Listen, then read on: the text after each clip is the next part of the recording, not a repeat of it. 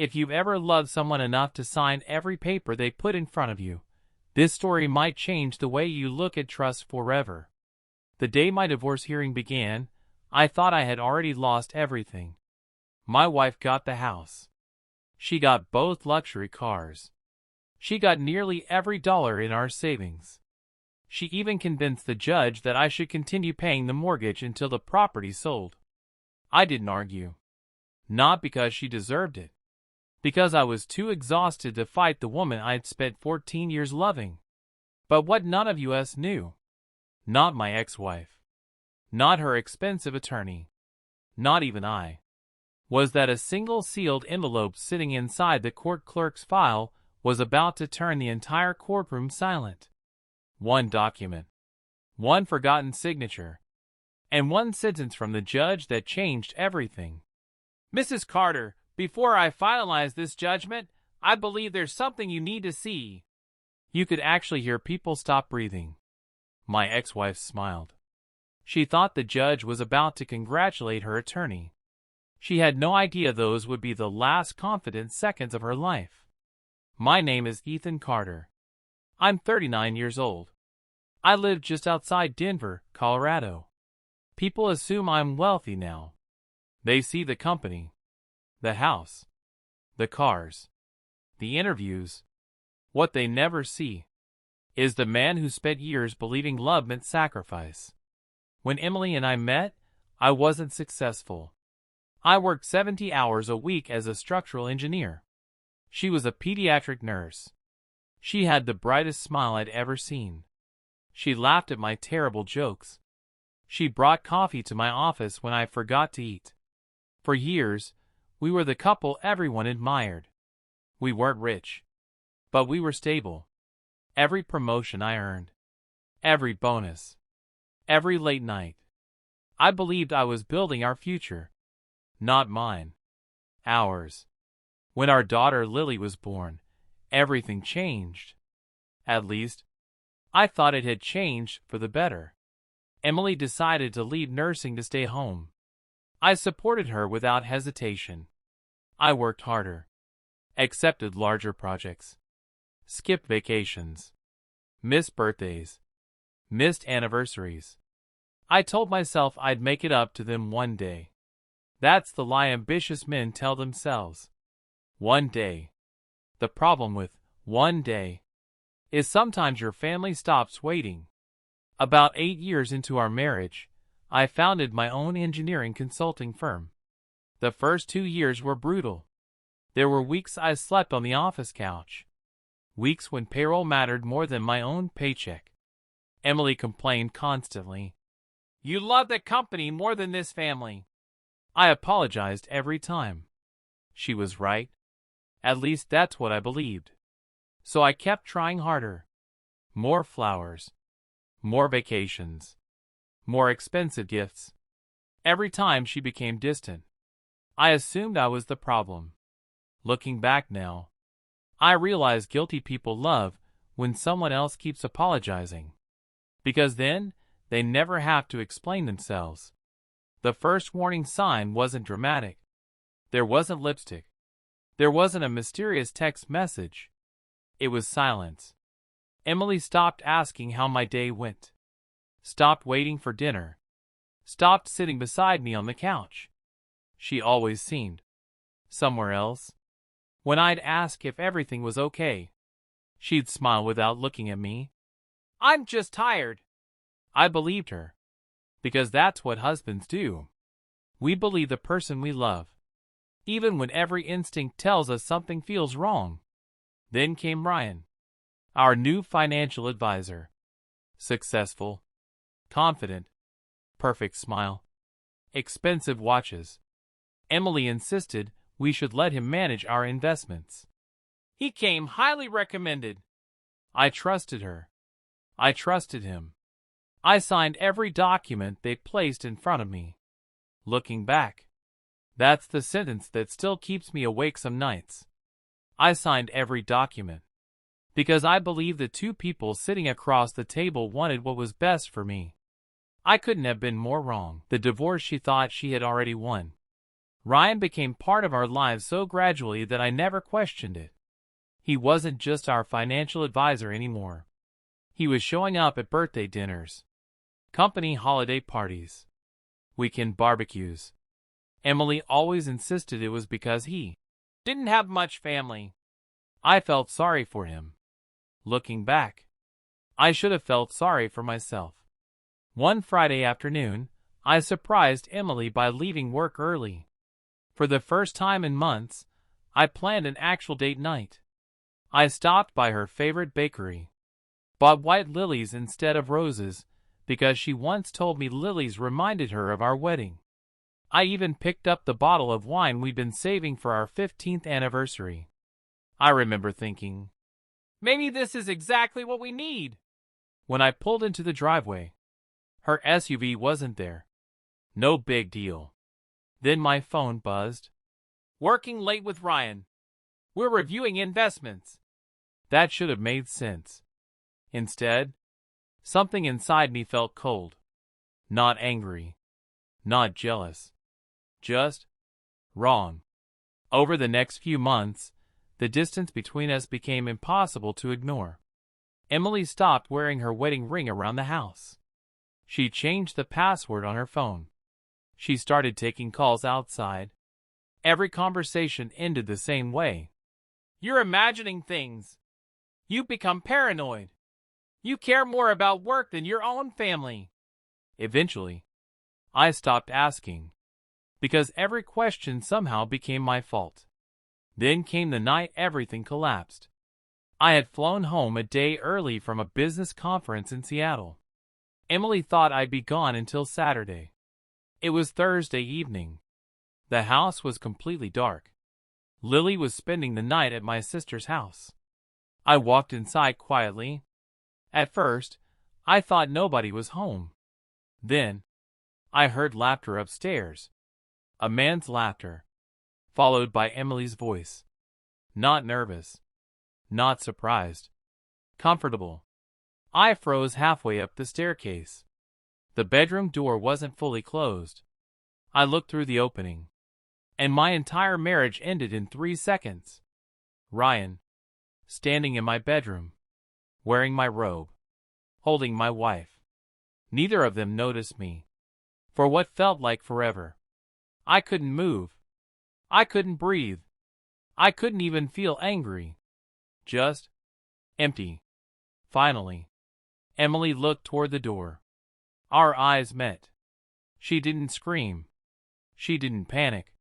She simply sighed, like I'd interrupted something inconvenient. Ethan, I can explain. Ryan stepped backward without saying a word. I looked at him, then at her. Then I quietly placed the flowers on the bedroom floor. The wine bottle rolled across the hardwood. It shattered against the wall. Nobody moved. After nearly a minute, I asked one question.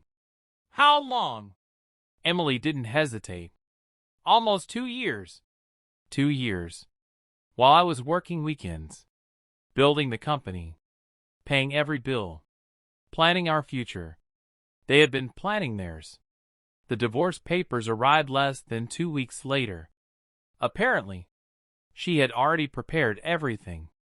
Her attorney claimed I was an emotionally absent husband who cared more about money than family.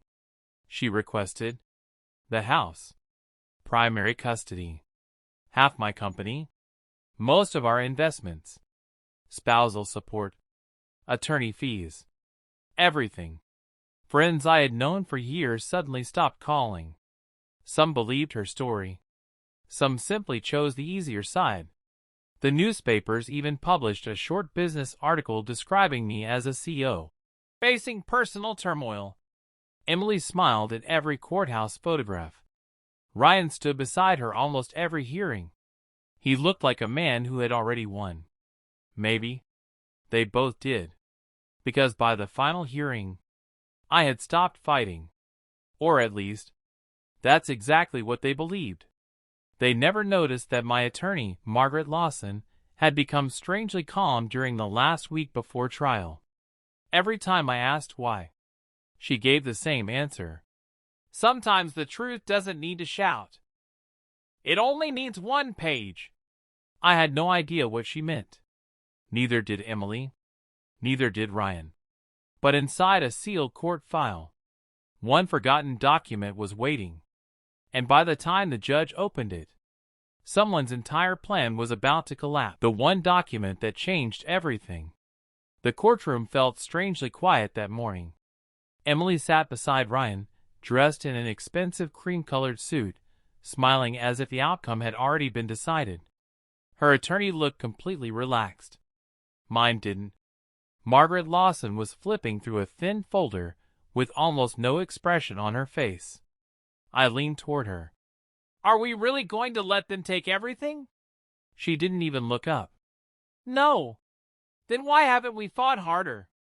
She finally closed the folder. Because they're expecting a fight. They're not expecting evidence.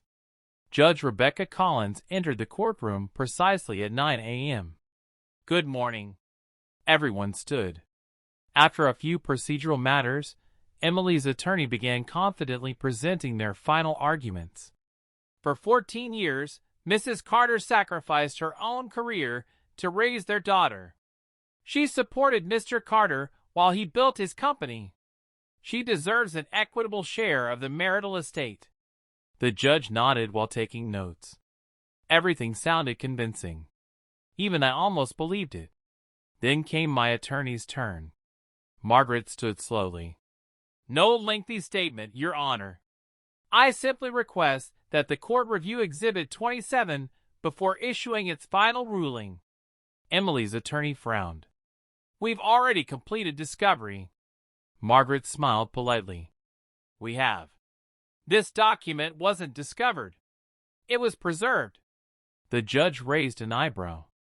Bring me Exhibit 27. The courtroom clerk walked over with a sealed envelope. It looked ordinary. Plain white paper. No markings. No drama. Yet somehow, every eye in the courtroom followed it. The judge opened the envelope.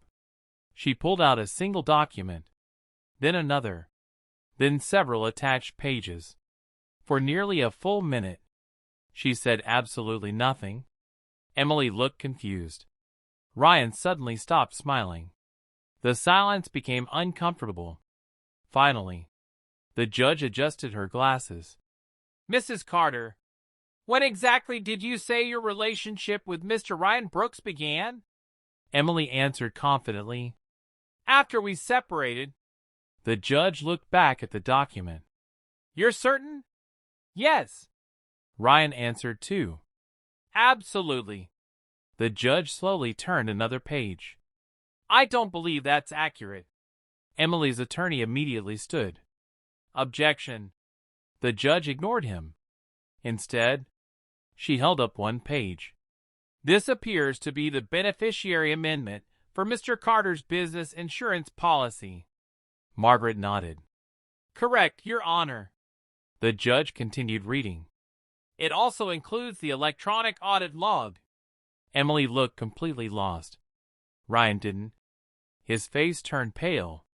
The audit log showed every person who had accessed Ethan's financial records. Every login. Every password change. Every document download. Every IP address. Every timestamp. And one name appeared again. And again. And again. Ryan Brooks. Months before the separation. Months before the divorce. Months before Emily claimed the marriage had ended. The judge looked directly at Ryan. You accessed confidential financial documents while acting as Mr. Carter's fiduciary advisor. Ryan swallowed. I had authorization. Margaret calmly slid another document across the table. No. You had limited authorization. Not ownership. And certainly not permission to copy confidential corporate information. The courtroom became completely silent. Then Margaret delivered the sentence that changed everything. Your Honor, we subpoenaed the cloud server used by Mr. Brooks. It contains over 200 deleted messages between Mr. Brooks and Mrs. Carter. Emily's eyes widened. Ryan whispered. What? Margaret continued. Most were deleted. Fortunately, the cloud provider never deleted its backup. The courtroom projector came to life. One message appeared on the screen. Ryan, wait until Ethan finishes buying the company. It'll be worth millions after the acquisition. Another. Emily. Once the divorce is finalized, we'll split everything. Another. Ryan. Don't tell him we're already together. Another. Emily. He'll sign anything if I cry. I couldn't breathe. Not because I was shocked anymore. Because every sacrifice, every apology, every late night, every ounce of guilt I'd carried, had all been part of their plan. This wasn't just an affair. It was a financial conspiracy. Emily began crying. Not the tears I'd seen during our marriage. These were different. Panicked. Desperate. Her attorney looked stunned. Ryan stared at the floor. The judge closed the folder. I'll take a 15-minute recess. She stood. Before leaving, she looked directly at both of them. I strongly suggest both parties remain available. There are now issues before this court that extend beyond divorce. The courtroom exploded into whispers. Reporters rushed toward the hallway when court resumed. The atmosphere had completely changed. 30 minutes earlier, Emily had looked like a woman celebrating a victory. Now, she wouldn't even look at me. Ryan sat beside his attorney, his hands shaking so badly he couldn't hold his pen. Judge Collins returned to the bench carrying the same sealed file. She looked at both of them before speaking. I have reviewed Exhibit 27, the cloud records, the financial audit, and the electronic communications. She paused. What began as a divorce proceeding now appears to involve fraud, breach of fiduciary duty, and intentional concealment of marital assets. The courtroom fell silent. Emily's attorney slowly stood. Your Honor, we'd like to request a private settlement conference. The judge shook her head. Denied. You had every opportunity to settle before this hearing. She turned toward Emily. Mrs. Carter, did you knowingly hide an ongoing relationship with Mr. Brooks while transferring marital assets? Emily's lips trembled. Finally, she whispered, Yes. Ryan immediately looked at her. What are you doing? Emily closed her eyes. I'm done lying. For the first time in years, she looked completely broken. Not because she had lost me, because she had finally lost the lie. Ryan suddenly stood. This isn't all my fault. Emily looked at him in disbelief. You promised we'd be together. You promised we'd own everything. Ryan laughed nervously. I promised whatever I had to. You were just another client. The entire courtroom gasped. Emily's face turned white. You used me? Ryan shrugged. You made it easy. I knew you'd choose money over your husband. And you did. Emily broke down crying. Not softly. Not dramatically. She completely collapsed into her chair. Judge Collins looked toward my attorney. Ms. Lawson, your recommendation? Margaret stood. We're requesting that the court deny Mrs. Carter's claim to Mr. Carter's business, reopen the financial disclosures, and refer the evidence to the district attorney. The judge nodded. I agree. She turned toward me. Mr. Carter, the court finds that your company was built using separate protected assets and that fraudulent concealment occurred during these proceedings. The company remains solely yours. I closed my eyes. After months of believing I would lose everything, I hadn't lost it after all. But the judge wasn't finished. The marital home will be sold. The proceeds will be divided after accounting for the concealed transfers. Mrs. Carter will reimburse legal costs. And this matter is hereby referred for criminal investigation. The courtroom exploded with whispers. Reporters rushed for the doors. Ryan's attorney quietly packed his briefcase. He knew it was over. Outside the courthouse, news cameras surrounded us. I ignored every microphone, every question, every reporter. The only voice I heard was behind me. Ethan! I turned. Emily stood alone. Ryan had already disappeared. Her mascara had run down her face. She looked nothing like the woman who had walked into court that morning. I know I don't deserve forgiveness. I said nothing. She wiped away another tear. I traded 14 years for someone who only wanted your money. I destroyed my family. I destroyed us. I wish I could undo it. For several seconds, neither of us spoke. Finally, I answered, I forgive you. She looked up in shock. But forgiveness doesn't mean we get another chance. Tears rolled down her face. She nodded. I know. Take care of yourself. I walked away. She never asked me to come back. I never looked behind me. Some endings don't need another conversation. They just need acceptance. 1 year later, life looked completely different. My company had doubled in size. Not because I chased success. Because I finally had peace. Lily was thriving in school. Every Friday night was father-daughter movie night. No conference calls. No missed dinners. No excuses. Just us. One afternoon, Lily looked up from the passenger seat and smiled. Dad? Yeah, sweetheart. I'm glad Mom left. I looked at her in surprise. Why would you say that? She smiled. Because if she hadn't, you never would have become this happy. I laughed through tears. Kids have a way of seeing the truth adults spend years searching for. 6 months later, I received one final letter. No return address. It was from Emily. She had moved to another state. Started working as a nurse again. The last line simply read, You were never the man who failed our marriage. I was the one who failed our family. I folded the letter, placed it inside my desk, and never opened it again. Because some chapters deserve to stay closed. People often ask me if winning in C